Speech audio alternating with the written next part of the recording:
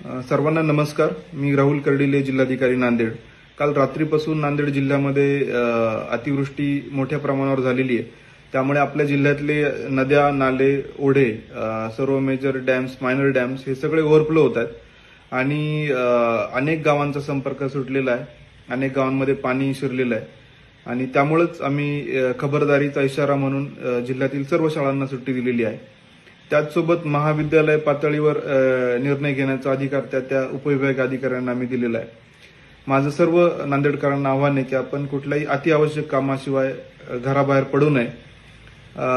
आपण सुरक्षित ठिकाणी राहावं आणि विशेषतः विष्णुपुरीच्या कॅचमेंटमध्ये जो पाऊस पडतोय त्यामुळे नांदेड शहरामध्ये पण आता पाणी येण्याची शक्यता आहे. त्यामुळे विशेषतः जे सखल भागातले नागरिक आहेत त्यांनी सुरक्षित ठिकाणी शिफ्ट व्हावं. आम्ही सकाळीच आर्मीला कॉन्टॅक्ट केलेला आहे. ते थोड्याच वेळात नांदेडसाठी निघतील. त्याचसोबत बचाव कार्यासाठी आपली एसडीआरएफची टीम आहे, सीआरपीएफची टीम आहे आणि महापालिकेने पण त्यांचं टीम ऍक्टिव्हेट केलेली आहे.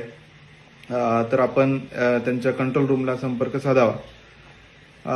सद्यस्थितीमध्ये निजाम सागरचा जो डिस्चार्ज आहे तो 2,20,000 वरून 1,67,000 केलाय, म्हणजे 53,000 कमी केलाय आणि पोचमपाडचा जो डिस्चार्ज आहे तो जवळजवळ